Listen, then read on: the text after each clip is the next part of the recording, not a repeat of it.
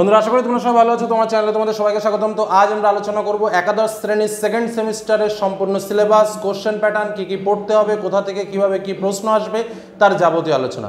অর্থাৎ ভিডিওর একদম প্রথম থেকে শেষ পর্যন্ত তোমরা দেখতে থাকো। এবং আমাদের এই যে দুটো বই আমাদের হাতে এই মুহূর্তে রয়েছে, একটা বাংলা ভাষা সংস্কৃতি আর একটা হচ্ছে সাহিত্য অনুশীলন। প্রত্যেকটা বিষয়ের মধ্যে কি কি বিষয় আমাদের অবশ্যই পড়তে হবে, কোনটাকে আমাদের মনোযোগ দিয়ে পড়তে হবে, কোনটাকে না পড়লেও হবে, তার ডিটেলস আলোচনা কিন্তু আজ আমি এই ভিডিওর মাধ্যমে তোমাদের সামনে পরিষ্কার করে তুলে ধরছি।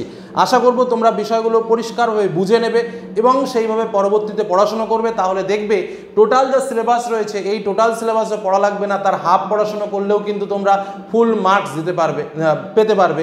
তার একটাই কারণ, এবছর আমাদের কোনো শর্ট কোশ্চেন আসবে না, বা সেকেন্ড সেমিস্টারে আমাদের কোনো শর্ট কোশ্চেন আসবে না, শুধুমাত্র ব্রড টাইপের কোশ্চেনই আসবে। অর্থাৎ বেশিরভাগ প্রশ্নে কি কি মার্কস থাকবে সে সম্পর্কেও আমরা আলোচনা করব। প্রথম আসি পরপর আমাদের কি কি বিষয় রয়েছে।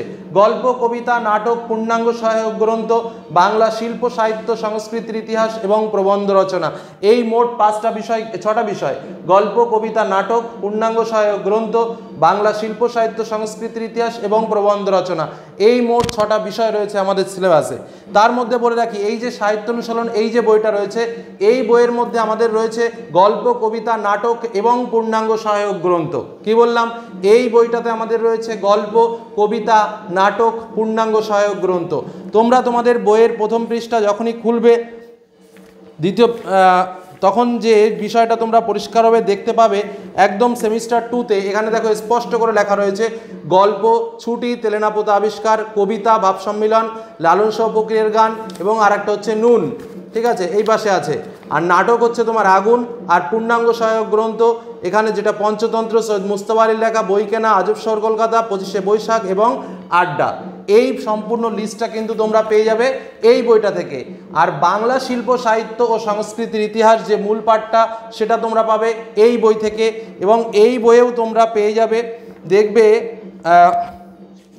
এই প্রথমে এই সূচিতে দেখবে সেমিস্টার 2 যেখানে রয়েছে বাংলা শিল্প সাহিত্য সংস্কৃতির এই যে তৃতীয় অধ্যায় এবং চতুর্থ অধ্যায়, এটা পেয়ে যাবে তোমরা এই বই থেকে। এবার আমরা ডিটেলস আলোচনা করি যে কোথায় কি কি রয়েছে বা কোথা থেকে কোন মার্কসের প্রশ্ন আসতে চলেছে।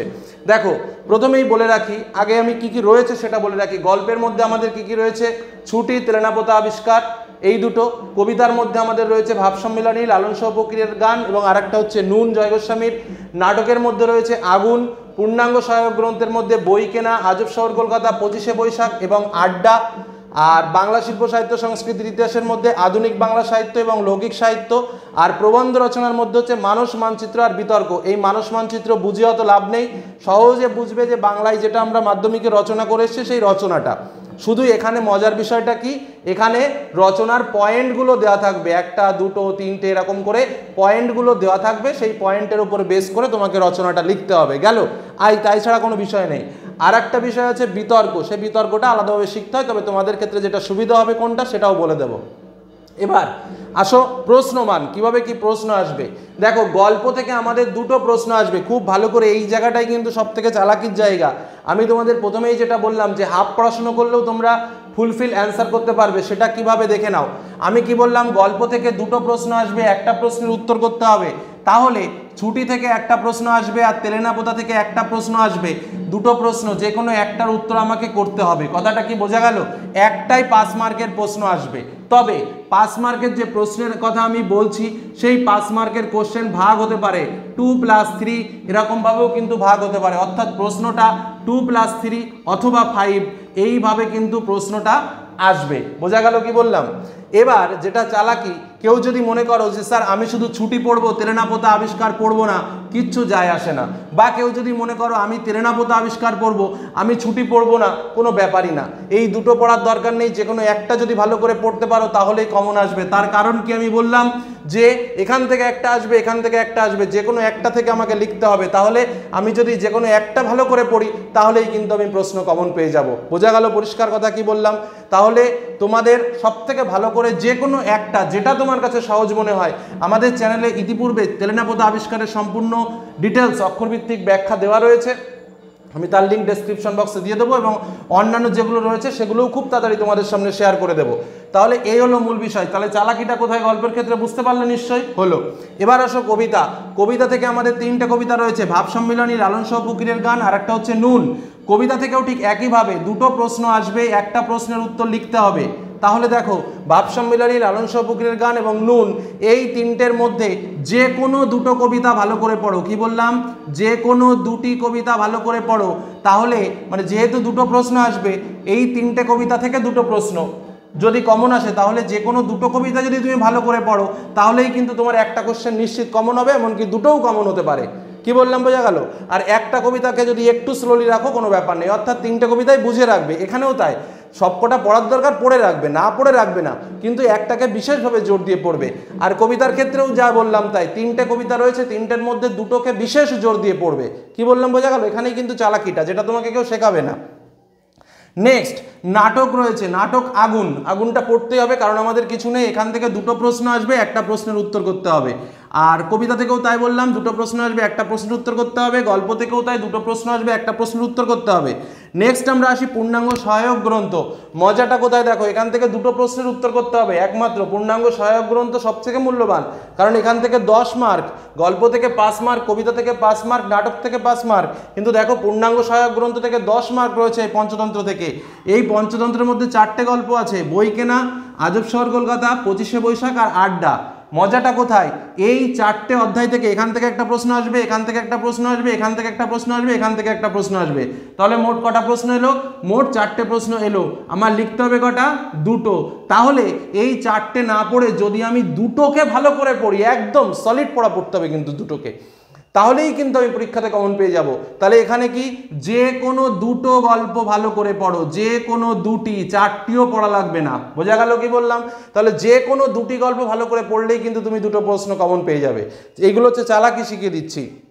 নেক্সট, বাংলা শিল্প সাহিত্য সংস্কৃতির ইতিহাস। এখানে অনেক পার্ট রয়েছে, অনেক বিষয় রয়েছে, অনেক অনেক প্রশ্ন রয়েছে। এখান থেকে আমরা কিছু প্রশ্ন সাজেশন আকারে তোমাদের সামনে তুলে ধরবো, সেই প্রশ্নগুলো দেখে যেতে হবে তোমাদের। হলো। নেক্সট, প্রবন্ধ রচনা। এটা তো ছোটবেলা থেকে আমরা পড়ে এসেছি। এবার দেখো, রচনার তো সাজেশন ওইভাবে দেওয়া সম্ভব নয়। স্বাভাবিকভাবে বাংলার উৎসব, দৈনন্দিন জীবনে বিজ্ঞান, বিজ্ঞানের অবলম্বন বা বিজ্ঞানের গুরুত্ব, বিজ্ঞান ও কুসংস্কার, বই মেলা, তারপরে তোমার অনেক অনেক তোমার জীবনের লক্ষ্য, প্রচুর প্রচুর প্রবন্ধ রচনা আছে। তো সেই সমস্ত রচনার মধ্যে কোনগুলো ইম্পর্টেন্ট সেগুলো তোমাদের অবশ্যই বলবো। আর যদি কেউ বিতর্ক শিখতে চাও, তাহলে বিতর্কটার জন্য আলাদা একটা প্যাটার্ন আছে, একটা বিষয় দিয়ে দেবে, সেই বিষয়ের উপরে দাঁড়িয়ে তার পক্ষ বা বিপক্ষে তোমাকে যুক্তি দেখাতে হবে। এখানে একটা শিক্ষণীয় বিষয় রয়েছে। তবে পরীক্ষাতে কীভাবে প্রশ্ন আসবে, একটা মানস মানচিত্র বা একটা রচনা আসবে, আর একটা বিতর্ক আসবে। তোমাদের যেটা ভালো লাগে তোমরা সেটাই করবে। তবে এখানে একটা সমস্যা আছে। রচনাতে যেমন আমরা ছোটবেলায় ক্লাস 10-এ কি করেছি, 4টে রচনা দিয়েছে, তার মধ্যে একটা লিখেছি, কিন্তু এবার কিন্তু সেটা হবে না। এবার কিন্তু একটাই রচনা দেবে এবং সেটাই তোমাকে লিখতে হবে, অথবা একটাই বিতর্ক দেবে, সেটাই তোমাকে লিখতে হবে। কথাটা কি পরিষ্কার বোঝা গেল? এই হলো মূল বিষয়, এই হলো আমার বাংলার সম্পূর্ণ সিলেবাস।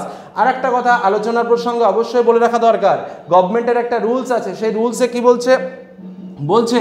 5 মার্কের প্রশ্নের জন্য 150টি শব্দের মধ্যে লেখা উচিত, 10 মার্কের প্রশ্নের জন্য 400টি শব্দের মধ্যে লেখা উচিত, 2 মার্কের প্রশ্নের জন্য 60টি শব্দের মধ্যে লেখা উচিত, এবং 3 মার্কের প্রশ্নের জন্য 90টি শব্দের মধ্যে উত্তর লেখা উচিত।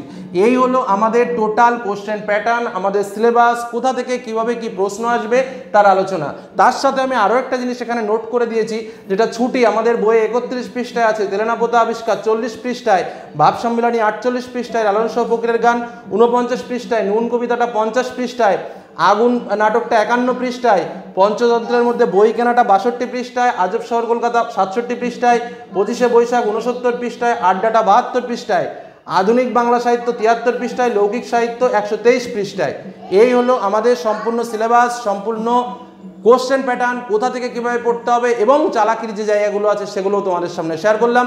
এবার কাজ সামনে এগিয়ে যাওয়া, অর্থাৎ পড়া। তো পরবর্তী সময়ে আমি প্রত্যেকটা ভিডিও, প্রত্যেকটা পার্ট সম্পর্কে আলাদা ডিটেলস আলোচনা তোমাদের করব। চ্যানেলের সঙ্গে থাকো। কোনো রকম কোনো সমস্যা হলে অবশ্যই কমেন্টে জানিও। তো এইটুকু আলোচনা করে সম্পূর্ণ বাংলা সিলেবাস এবং কিভাবে আমরা সামনের দিকে এগোবো তার ডিটেলস আলোচনা তোমাদের সামনে তুলে ধরলাম, কিছু চালাকির সঙ্গে তুলে ধরলাম। ভালো লাগলে লাইক করো। ধন্যবাদ।